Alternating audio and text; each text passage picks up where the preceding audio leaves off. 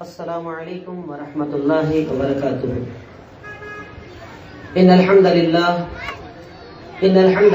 نحمده ونستعینه ونستغفره ونؤمن به ونتوکل علیہ ونعوذ باللہ من شرور انفسنا ومن سیئات اعمالنا من يهده الله فلا مضل له ومن يضلل فلا هادي له واشهد ان لا اله الا الله واشهد ان محمدا عبده ورسوله اما بعد فقد قال الله تعالى في كلامه المجيد والفرقان الحميد فاعوذ بالله من الشيطان الرجيم بسم الله الرحمن الرحيم يا ايها الناس اتقوا ربكم الذي خلقكم من نفس واحده وخلق منها زوجها وبث منهما رجالا كثيرا ونساء واتقوا الله الذي تساءلون به والارحام ان الله كان عليكم رقيبا۔ ہر قسم کی تعریف و توصیف اس وحدہ لا شریک کے لیے جو یک و تنہا اس کائنات کا خالق و مالک ہے۔ انگنت بے شمار درود و سلام سب سے آخری نبی سید المرسلین شافی محشر ساقی کوثر احمد مجتبی محمد مصطفیٰ صلی اللہ علیہ وسلم کی ذات گرامی پر اللہم صلی علی محمد وعلی آل محمد کما صلیت علی ابراہیم وعلی آل ابراہیم انکا حمید مجید اللہم بارک علی محمد وعلی آل محمد کما بارکت علی ابراہیم وعلی آل ابراہیم انکا حمید مجید۔ رب اشرح لي صدري ويسر لي امري واحلل عقدة من لساني يفقهوا قولي ربي زدني علما ربي زدني علما ربي زدنی علما۔ بھیونڈی اس میدان کے اندر 2 مارچ سن 2018 یہ پروگرام جو عصر بعد آپ کے سامنے چل رہا ہے، عصر سے لے کر تقریباً رات 10 بجے تک یہ پروگرام چلنے والا ہے۔ اس میں تشریف لائے ہوئے بزرگوں، بھائیوں، نوجوان ساتھیوں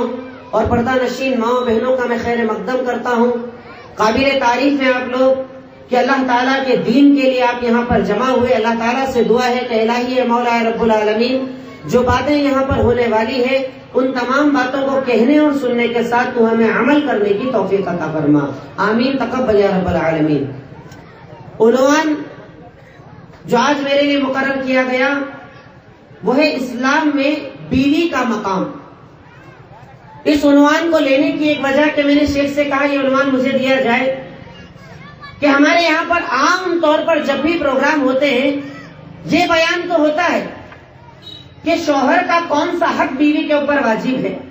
شوہر کے لیے بیوی کو کیا کرنا ہے کیا نہیں کرنا ہے، کہ اتنا بڑا حق اللہ رب العالمین نے شوہر کا بیوی کے اوپر واجب کیا ہے کہ اگر اللہ رب العالمین اس کائنات میں کسی کو کسی کا سجدہ کرنے کا حکم دیتا تو وہ بیوی کو کہا جاتا کہ وہ اپنے شوہر کا سجدہ کرے۔ یہ ہوئی ایک طرف بات، لیکن اس کے مقابلے میں کیا اللہ رب العالمین نے شوہر کی کوئی ذمہ داری واجب کی ہے کہ اگر تو نے شادی کی تو ایک لڑکی کو اپنے گھر پر لے کر آیا، تیرے اوپر کون سا حق واجب ہے، تجھے بیوی کا کون سا حق ادا کرنا ہے، یا بیوی کا اسلام کے اندر کیا مقام رکھا گیا ہے، اسے نہ بیان کرنے کی بنیاد پر، اسے کم جاننے کی بنیاد پر آج ہم دیکھتے ہیں کہ کئی ایسے لوگ کہ جن لوگوں کے عمل کی وجہ سے یا اندھی تقلید اور تقلید کی پٹی باندھنے کی بنیاد پر جب اس مسئلے کو بیان نہ کیا گیا کہ اسلام میں عورت کا حق کیا ہے تو ایک آواز اٹھائی گئی کہ اسلام کے اندر طلاق کا نظام غلط ہے، اس پر اعتراض کیا گیا، اسے بدلنے کی کوشش کی گئی، کیونکہ یہ نہیں بتایا گیا کہ اسلام کے اندر بیوی کو اسلام نے کیا حق دیا ہے یا شوہر کے اوپر اللہ رب العالمین نے کیا بنیادی حقوق واجب کیے۔ اگر ہم حق کی بات کریں، رب العالمین قرآن کے اندر سب سے پہلے جو آیت میں نے آپ کے سامنے تلاوت کی، اللہ تعالیٰ ارشاد فرماتا ہے کہ یا ایھا الناس اتقوا ربکم الذی خلقکم من نفس واحدہ وخلق منہا زوجہا۔ اے لوگوں اپنے رب سے ڈرو، اے لوگوں اپنے خالق سے ڈرو، اے لوگوں اپنے مالک سے ڈرو، تمہیں پیدا کرنے والا اللہ رب العالمین ہے، اس سے ڈرو، کیونکہ تو اس نے جب تمہیں پیدا کیا سب سے پہلے حضرت آدم علیہ السلام کو بنایا، ان کو بنانے کے بعد اللہ رب العالمین نے ان کی بیوی حوا کو بنایا اور ان دونوں کے ذریعے اللہ رب العالمین نے ساری کائنات کو بنایا۔ اور اللہ رب العالمین اس کے بعد کہتا ہے کہ رشتوں کا لحاظ کرو، رشتوں کے بارے میں سوچو، اللہ رب العالمین تم سے رشتوں کے بارے میں سوال کرے گا، یقیناً اللہ رب العالمین تمہارے اوپر ذمہ دار ہے۔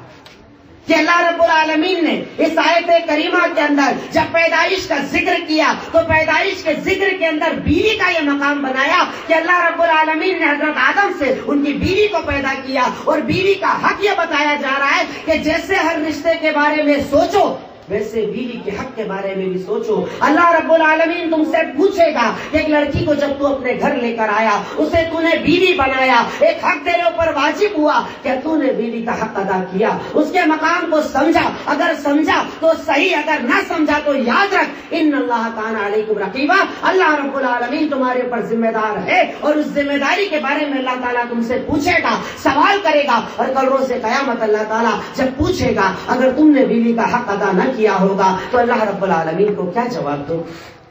کہ اللہ کے نبی صلی اللہ علیہ وسلم نے نوجوانوں کی جماعت کو یہ حکم دیا, یا معاشر الشباب من استطاع منکم الباءۃ فلیتزوج, کہ بیوی کا مقام اتنا اونچا ہے کہ اگر ایک لڑکا شادی کر لے, ایک لڑکا اپنے گھر بیوی کو لے آئے تو اس کے ذریعے رب العالمین نے اس کی عزت کی حفاظت کا ذریعہ بنا دیا, ایک لڑکے کی آنکھوں کو جھکنے کا ذریعہ بنا دیا. کہ اللہ کے نبی کہتے ہیں نوجوانوں کی جماعت, اے نوجوانوں سنو, تم میں سے جب جس کے پاس طاقت آ جائے, یعنی جسم میں طاقت ہو, مال کی طاقت ہو, اگر وہ نکاح کر سکتا ہے فلیتزوج, تو چاہیے کہ وہ نکاح کر لے.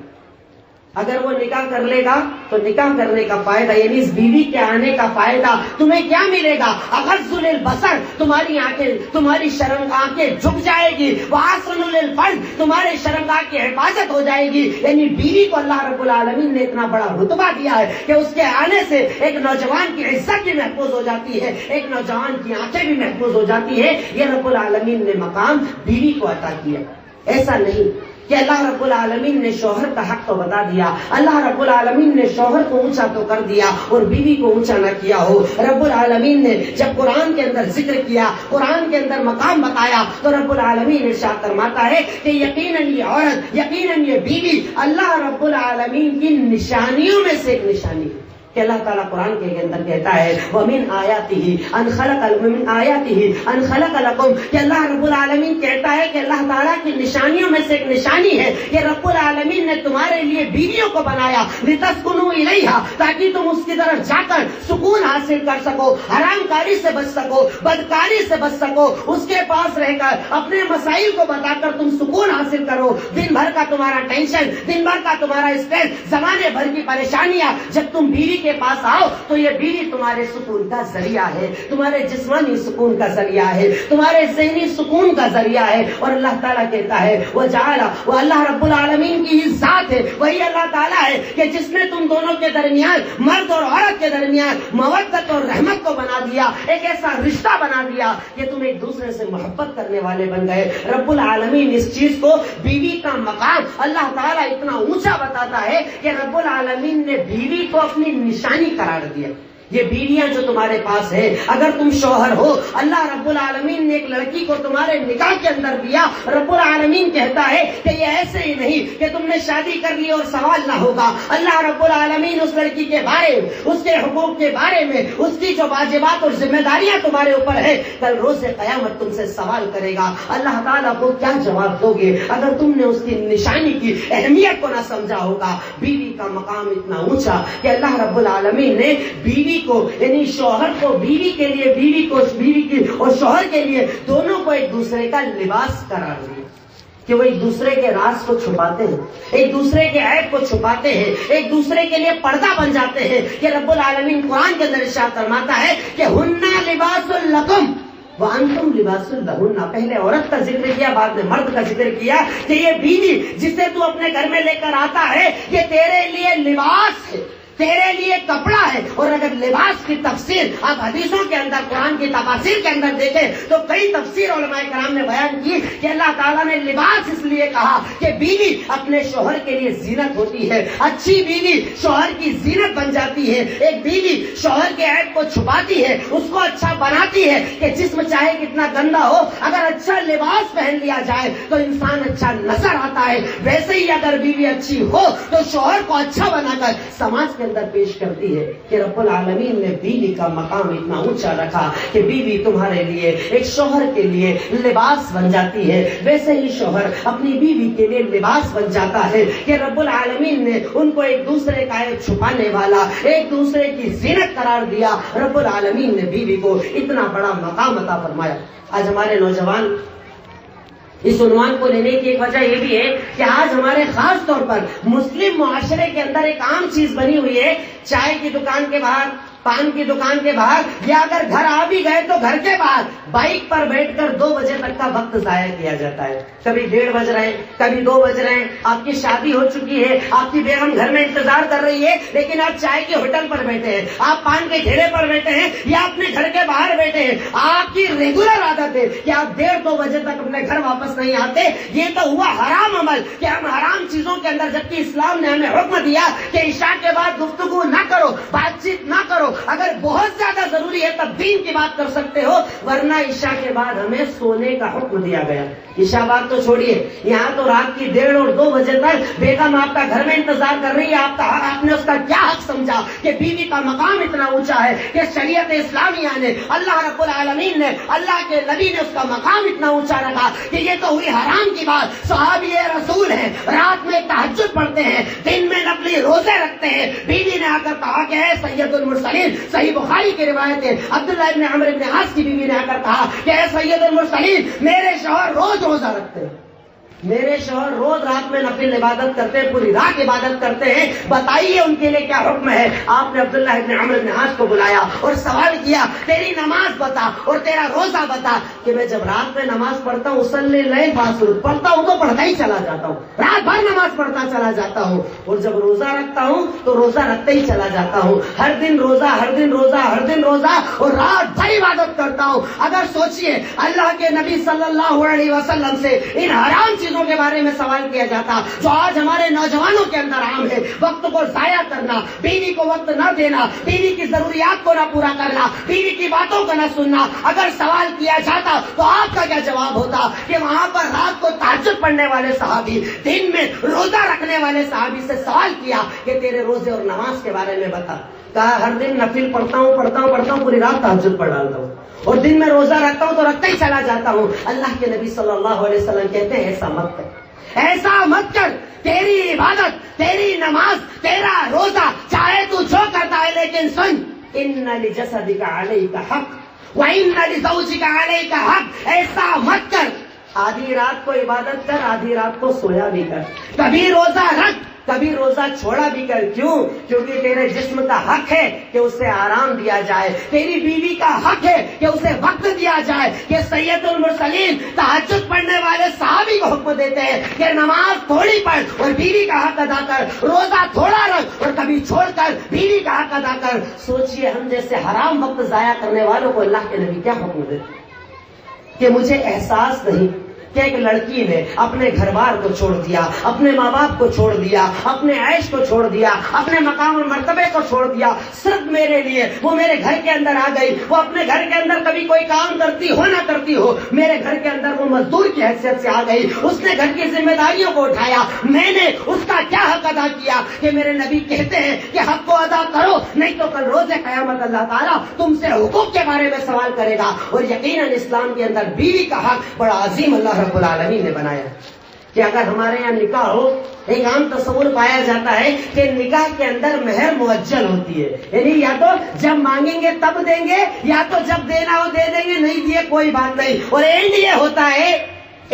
ہوتا ہے کہ انتقال کا وقت ہے، میاں بستر پر پڑے ہیں، آخری سانس لے رہے ہیں، کہا جاتا ہے بیگم مہر معاف کر دو، مرنے والے ہیں، تو مجبوری میں بیگم کو مہر معاف کرنا پڑتی ہے. بیوی کا حق اتنا عظیم کہ رب العالمین قرآن کے اندر کہتا ہے کہ وَآتُوا النِّسَاءَ صَدَقَاتُهُنَّ نِحْلَةً، کہ عورت کا یہ مقام ہے، بیوی کا یہ مقام ہے کہ جب تم اس سے نکاح کرو فوراً اس کی مہر کو ادا کر دیا کرو. وہ مہر عورت کا حق ہے، اسے ادا کیا کرو، اسے روک کر مت رکھو. ہمارے یہاں پر تو مہر اس لیے روکی جاتی ہے کہ کبھی طلاق کی نوبت آ گئی تو اسے ادا نہیں کریں گے، جھگڑے کی نوبت آ گئی ہم کتنا ہی مزدور بنا کر اسے گھر میں رکھے، ایسا نہیں ہوگا. طلاق وہ ڈرے گی کہ ابھی مہر باقی ہے، مہر ادا نہیں ہوئی ہے. اللہ اکبر. بیوی کا مقام شریعت اسلامیہ نے اتنا اعلیٰ، اتنا اونچا رکھا کہ ہمیں حکم دیا کہ جب تم نکاح کرو خوش دلی کے ساتھ عورتوں کو ان کی مہر ادا کر دیا کرو. بیوی کا مقام اتنا اونچا کہ اللہ کے نبی صلی اللہ علیہ وسلم وصیت کرتے ہیں. جیسے آج ہمارے یہاں ہوتا ہے نا،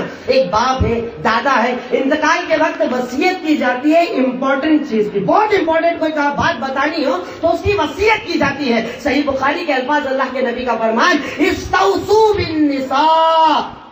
عورتوں کے بارے میں اچھا سلوک کرنے کی وصیت آپ کر رہے ہیں کہ عورت کے ساتھ اچھا سلوک کرو، بیوی کے ساتھ اچھا سلوک کرو، بیوی کے ساتھ اچھی طریقے سے پیش آؤ، اور وصیت کیا کہ اطعموہن،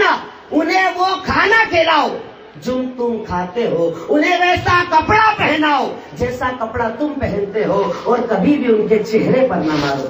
آج ہمارے یہاں نوجوان ہوٹل میں کھانا کھانے والے،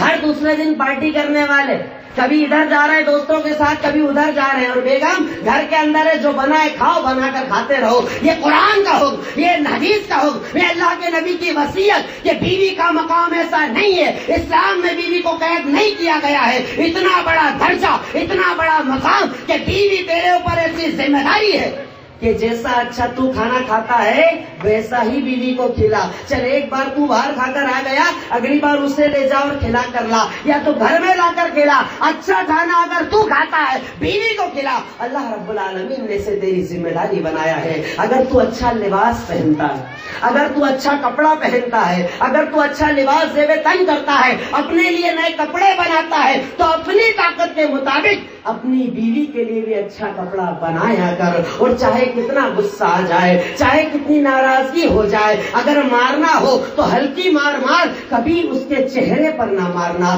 کبھی اس کے چہرے پر حملہ نہ کرنا، چہرے پر تماچے نہ مارنا، چہرے پر چانٹے نہ مارنا، اس کی باتوں کو نظر انداز نہ کرنا، اس کی ضروریات کو نظر انداز نہ کرنا۔ لیکن ہمارے یہاں نوجوان اپنی مردانگی سمجھتا ہے کہ عورت کو مارا جائے۔